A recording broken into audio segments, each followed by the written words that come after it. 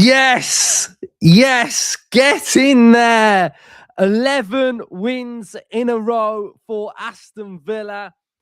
Chelsea 1, Aston Villa 2. Villa fans, if you are absolutely buzzing, as you should be, just like me, make sure you are getting on this journey with me and our community on Up the Villa, and subscribe. If you watch us and you aren't subscribed, subscribe. Helps me out massively. Make sure you are smashing the like button. Let's try and get 2,000 likes on this episode. That would be the most we've ever had. And comment your thoughts on how you're feeling. I'll get your thoughts in a second, but oh, what a win. What a win. Again, we've not played well, especially in that first half. We were absolutely miles off it. Miles off it. Felt like we were still, I don't know, stuck in Birmingham enjoying Christmas, because first half we just weren't at the races whatsoever. But we have found a way. We have dug in, and I've got to say, well, I'm not going to say two players have changed the game, because absolutely every substitution that has come on has made a massive impact. And I'm going to hit it out there straight away. Onana, oh my days, what have you just done? That was absolutely unbelievable from Onana. Everything that this team was lacking in this game, Onana just stepped up, mopped up, tackled, drove us forward, won his challenges, won his aerials. Onana, for me, was absolutely unbelievable. And Ollie Watkins, I don't know whether that's Emery sort of psychologically, like putting him on the bench to come on and have an impact, or getting back to his level. But Watkins was class. And I'm not even talking about his goals, or I'm not even talking about his running the channels. His hold up. Watkins' his hold up and link up and running the channel and keeping hold of the ball was massive. Absolutely massive. He had a bit of a link up with Rodgers as well, which hasn't really been there in recent games. So, Onana, Watkins, Sancho. I mean, he'd got a bit to prove against his former club that sent him back to Man United. He was brilliant dribbling. Bogard, he's just, yeah, Kamara got his yellow, misses Arsenal, but Bogard's in there. No problem. Bogard's in there. So those substitutions were just elite from Unai Emery, and brought us back in the game and changed the game and just won it for us. Watkins, his first one, the strike ricochet came off him. Brilliant. And then the header. I mean, that's prime Watkins in pre-season. That they were going in for fun, weren't they? And what does it mean for this? We just keep going, don't we? And we find a way. We were completely out of it. Charlie, who did the opposition preview with me, was at the game, and he was saying, well, you haven't turned up, and we just come back out and play like that. So the resilience in the team, the ability to keep going, the quality towards the end of the game, seeing the game out towards the end of it was just top quality for Villa. So, yeah, there's a lot of you in the comments that are absolutely just buzzing with the performance. You're all really happy. So, yeah, great stuff from all you guys. So, I think I'll try and talk about the game. Make sure you are hitting the like button. They'll help get more Villa fans in here. They'll help hit that 2,000 target that I've set you. Hope you've all had a good Christmas as well. Villa have delivered again before and after Christmas. But I could understand why we weren't very good in the first half, and the lineup was a bit, I don't know. I mean, hindsight, did he plan to do this? Did he plan to just stay in the game and bring those players on so they are a bit fresher for Arsenal? But, you know, we looked so much better when we'd got Yuri, Kamara and Onana in there. You know, that's prime Villa for me. That's that's the best version of us. And the second half, we played that and we were the better team. So, yeah, Buendia, he was off it, weren't he? He was off it.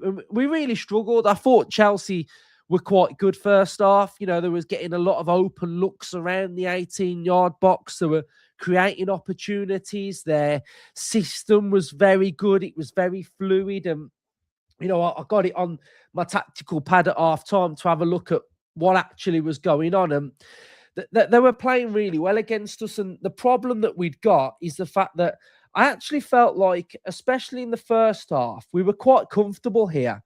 We were quite comfortable 1v1 against Neto and Garnacho. I mean, he's just going to keep going. And I think he has to think about what he's going to do when he actually gets there. A little bit like, say, a Gesson, etc. And Neto's a big threat. But the problem came for Villa was these little overloads over here. We've got Palmer, we've got Pedro, João Pedro. We got Cucurella that was operating in here. He was sometimes going in that number 10. When we really just struggled to deal with those players getting into those little spaces through there, and we found it really difficult. We couldn't string more than 5 passes together, could we? We just found it very difficult to get out. Marlon up top, again, I've said it a few times, he's not a striker. He's better when he's playing alongside somebody. Things weren't really sticking with him, were they, at all? So we were very fortunate to get in at half-time 1-0 down, I thought, because they for all the huff and puff they had, they didn't really test Martinez that much. So maybe we kept him at arm's length. They scored the goal from the corner. I think Martinez probably could have done a little bit better. He was sort of wrestling with one of their players.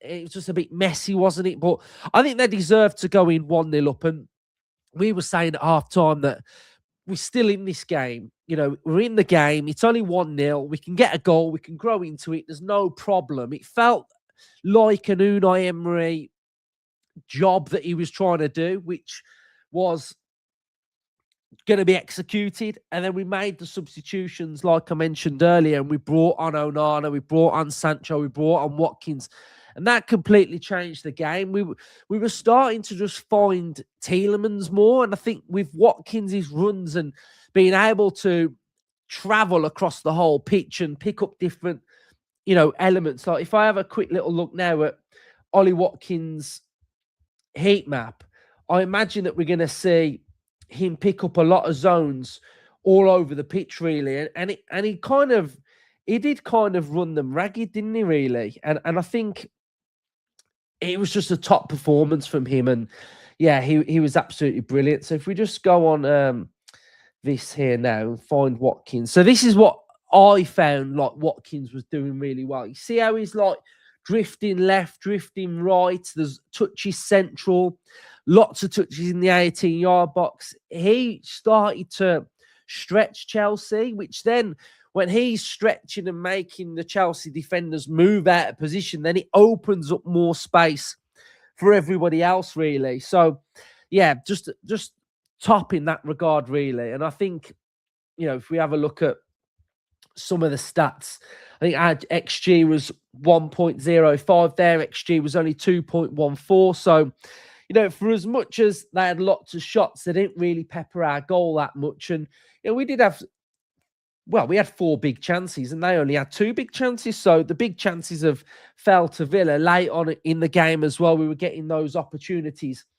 And I just think first half, the duels, we probably weren't winning. We won 41% of our ground duels, 35% of our aerials, 25% of our tackles were won, where Chelsea sort of swarmed on us and swamped us a little bit. But we came through it and we dealt with it okay.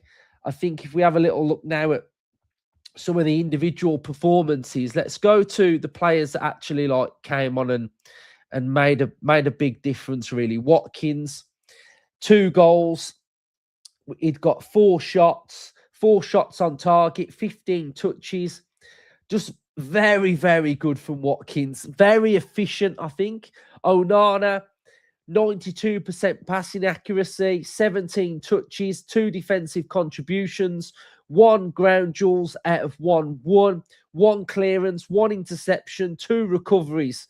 You know, what a performance that is from him. Sancho, 93% passing accuracy. And that's something that I always talk about, Sancho.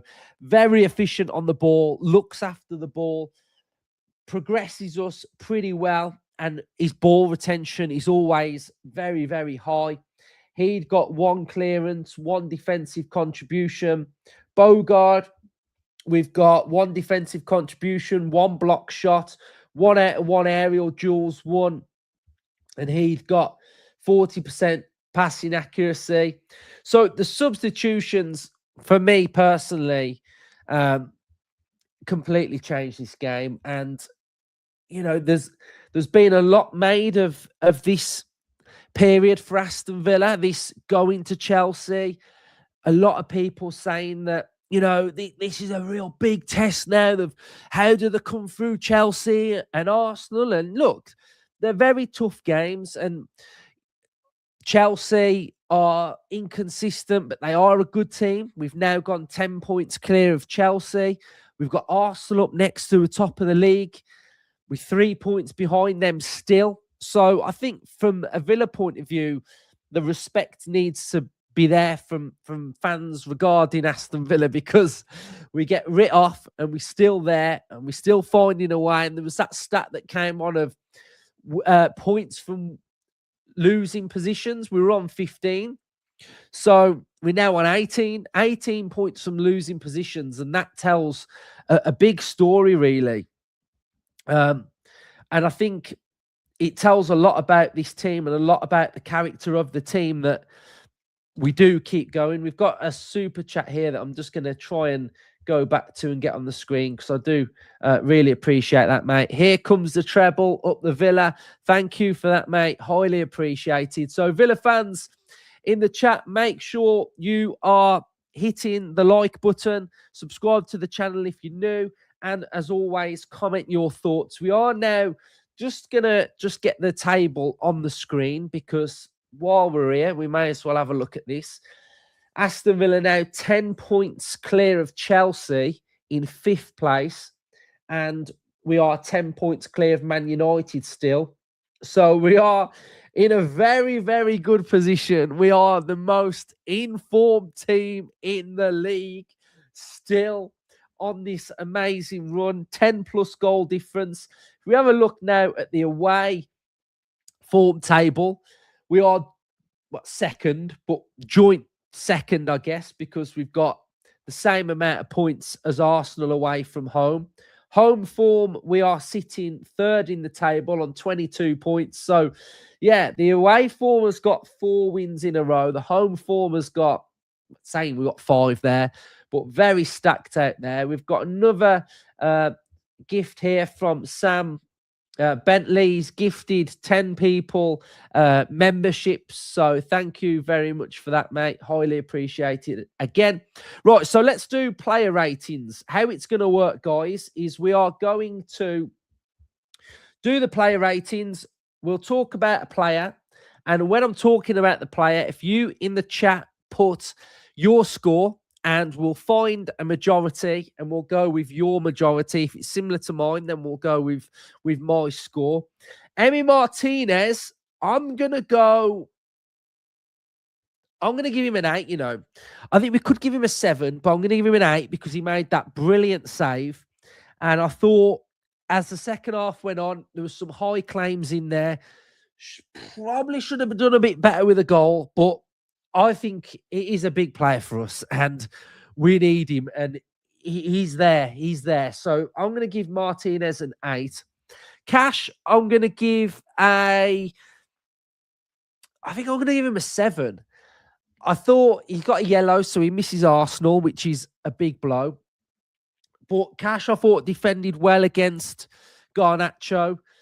I think he's defensively, he was fine for me, I think. I don't really remember anything that I was like, oh, you've had a mare there. So I think Cash gets a 7. I think a lot of you are going with a 7 for Cash. Konsa, I feel like Konsa he's very Rolls Royce, isn't he? And Konsa was just Konsa. The game just was at his pace. And even though in that first half, we were massively under pressure, we did actually defend the box well. We defended it well. And I think that was something good. I think the problem with us first half was some of the players that we're going to get onto that I thought were off it. One of them was miles off it, but we'll get into that player in a second. Dino, when he came on, I think did a solid job. We'll give him a 7. John McGinn, guys, I'm going to give a 6. I think he really struggled in this game. I think he struggled to get in and around Chelsea. I think they played around McGinn quite easy. I don't think he was his combative self. I don't think when he got the ball, he was efficient as what I would have liked. And yeah, maybe it's just one of those games that's just passed him by a little bit. But I thought he was not up to speed, I think. But he came off, and the players that came on were way better. So that's exactly what we want from our bench. We've got starters and we've got finishers. So I think I've no problem with the player that came on being loads better. So yeah, McGinn gets a 6 for me.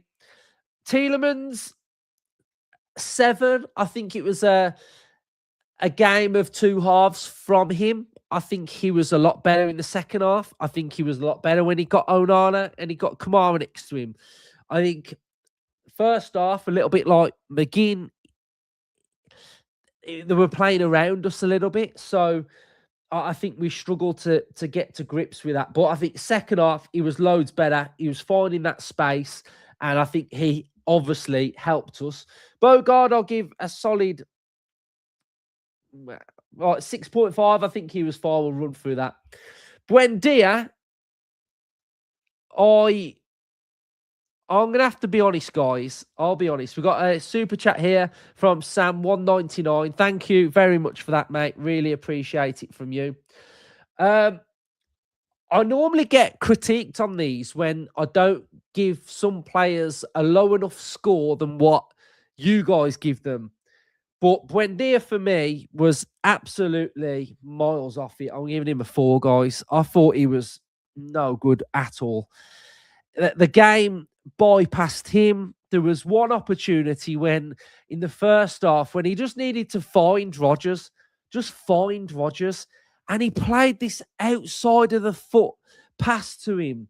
And I just like, mate, just no, it wasn't the game. It wasn't the game for Buendia.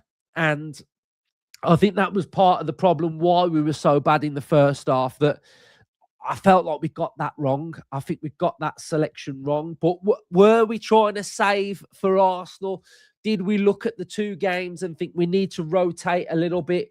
But yeah, wasn't for me, to be honest. Tielemans gets a 7, didn't he? Watkins, I'm going to give a 10.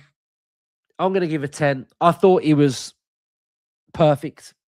Absolutely perfect. I thought the channel running, I thought the hold up, I thought the attacking threat, the header was unbelievable. He gets a 10.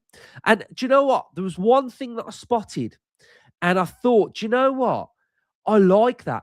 A bit of passion from him, you know, a bit of character. It felt like he'd got a point to prove, and he stepped up. I need to see more of that from Watkins at times. More of just that inner desire and that inner strength, because I saw it today and he was loads better when he got it. So top marks from Watkins for me. I thought he was brilliant. I'm going to give Rodgers an 8. I don't think it was his like smashing it top bins, but the 2 free kicks he had he was a threat. His link up, his touch, you know, his overall game, he was present for Villa. And I think that was very, very important. So, you know, was he the Rodgers of scintillating, driving through the opposition? No. But I think the performance from him, I think it was okay, and I think that it needed to be okay from him. So, yeah, that was absolutely fine. Lindelof, guys, Lindelof. I'm gonna give him a 9. I'm gonna give him a 9, and I'm gonna give him a better score than Konsa because I expect this from Konsa. We expect these types of performances. He's very good, and that's fine. But Lindelof has come into a defence while Pau's been out, and he's had to adjust to Emery's demands. He's had to regain fitness.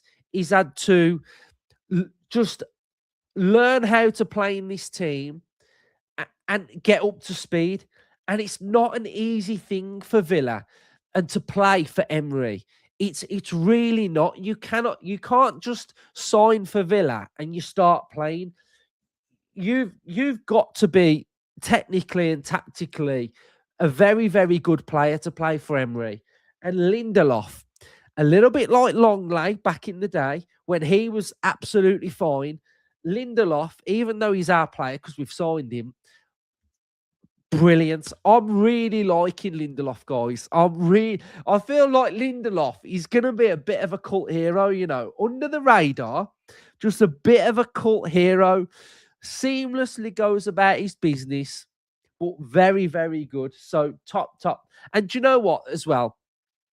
It's not easy sort of taking over from Pau. But what I like about Lindelof is he can actually defend. And I'm not saying Pau can't because you guys know I absolutely love Pau. But Lindelof can defend. And do you know what else he does before I stop talking about Lindelof? He reads the game very, very well. Maatsen, do you know what? I've got to give him do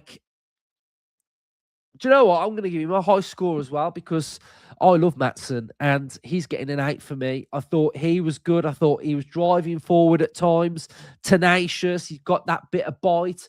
I think he defended very, very well. So he was fine. Onana, 10. Onana, as well as Watkins, changed that game for Villa. I remember when we were getting questions and comments of a £50 million cheerleader. Now he looks like a 50 million bargain because that player is an absolute monster in that midfield. He's colossal, He's so athletic, so strong. Again, he looks like he's tactically clued up on what Emery wants from him. So Onana is just class. When you're watching Villa and say the ball goes through midfield and you just get Onana's long leg just hammering into someone. He's always there. And that's him now being able to read the game better. He's up to speed and he's reading the game loads better. Kamara, I'm going to be quite critical on Kamara. I thought he was quite poor. I thought he was off it as well. And I think he was off it against United as well. Just looked a bit... I'm not going to say like a yard off it. I'm going to say like a split second off it. Just not clean enough, not sort of... how sometimes he covers the ground, he reads the game, his passing accuracy is always really good. It was all just a bit loose for me. So I'm going to give him a 7. Not great. Marlon, I think a 6, but I actually don't think he was I don't think he was a problem. I think the way we played was a problem for Marlon because it was very bitty, very scrappy. I don't like him up top on his own. I don't like it. I don't like him as a striker. He's not a striker. He needs to play with a striker to lead the line. I don't think he's good enough to do that. Because he's not a striker.